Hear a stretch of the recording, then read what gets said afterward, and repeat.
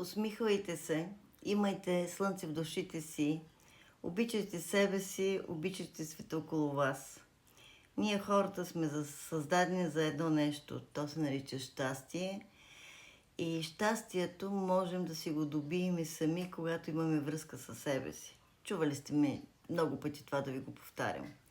Не забравяйте, че щастието е онази малка част от нас, която ни кара да имаме ведър поглед, която ни кара, когато минем през локвата скал и се опръскаме, да не го приемаме като травма. Когато жените си скъсваме чорапогашника или чорапите, да не го приемаме като травма.